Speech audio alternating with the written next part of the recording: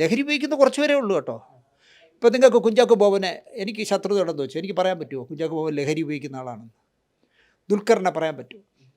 പ്രണവ് മോഹൻലാലിനെ പറയാൻ പറ്റുമോ? അങ്ങനെ ഒരുപാട് പേരുണ്ട് കേട്ടോ. നമ്മൾ പേരെടുത്ത് പറയാൻ മോശമാണ് അങ്ങനെ പറയുന്നത്. ഒരുപാട് പേരുണ്ട്. വിഷ്ണു ഉണ്ണികൃഷ്ണൻ, ഞാൻ അന്വേഷിച്ചപ്പോൾ ഒരുപാട് പുതിയ ചെറുപ്പക്കാരുണ്ട് ലഹരി ഉപയോഗിക്കാത്ത. ലഹരി ഉപയോഗിക്കുന്ന 2-3 കൂതറകളേ ഉള്ളൂ, 3-4 ഉള്ളൂ.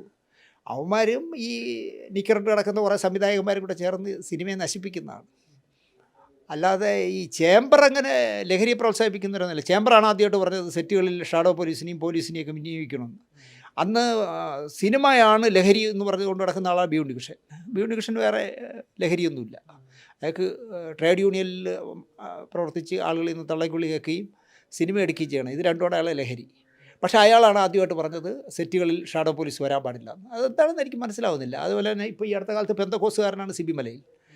ഇവർ രണ്ടുപേരുമാണ് പറയുന്നത്, ഈ ലഹരി ഉപയോഗിക്കാത്തവരാണ് പറയുന്നത് സെറ്റിൽ ലഹരി അന്വേഷിച്ച് പോലീസ് വരാൻ പാടില്ല. അതിൻ്റെ ഒരു വിരോധാഭാസ എനിക്ക് മനസ്സിലാവുന്നില്ല. പക്ഷേ ചേംബർ ആദ്യകാലം അതിൽ പറയുന്നത് സെറ്റുകളിൽ ഷാഡോ പോലീസോ എക്സൈസോ ഒക്കെ കയറി ഇറങ്ങട്ടെ എന്നാണ് പറഞ്ഞത്. ഞാൻ പറയുന്നത് ചില ഈ പുള്ളി കുത്തുക എന്ന് പറയുമ്പോൾ ഒരു 4-5 നായകന്മാരും 4-5 നടികളുമുള്ള സെറ്റുകളിൽ, ഇപ്പോൾ തന്നെ ഓം പ്രകാശ് എന്ന് പറഞ്ഞാൽ ഞങ്ങളുടെ തിരുവനന്തപുരത്തുള്ള മിടുക്കനായ പയ്യനായിരുന്നു പഠിക്കുന്ന കാലത്ത്. അയാളിപ്പോൾ കേരളത്തിൽ അറിയപ്പെടുന്നൊരു ഗുഡയാണ്.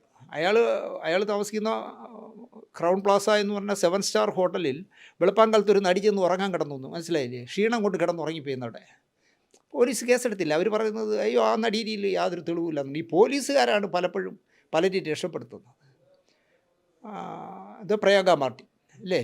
ഈ പ്രയാഗ മാർട്ടിനെയൊക്കെ എന്തിനാണ് നീ ഹോട്ടൽ റൂമിൽ വെളുപ്പാങ്കാലത്ത് വന്നതെന്ന് കൃത്യമായി അന്വേഷിച്ചിരുന്നെങ്കിൽ ചട്ടിയിലായനെ. പക്ഷേ പോലീസിന് അതിൽ താല്പര്യമില്ല, ഒരു വിഭാഗത്തിന്. അപ്പോൾ അതുകൊണ്ട് എന്താ പറയുക, സെറ്റുകളിൽ ചില നടീനടന്മാരുള്ള, ചില സംവിധായകരുള്ള, ചില തിരക്കഥാകൃത്തുക്കളുള്ള, ചില ക്യാമറമാന്മാരുള്ള സെറ്റുകളിൽ ലഹരി ഉണ്ടെന്ന് സിനിമാക്കാർക്കറിയാം.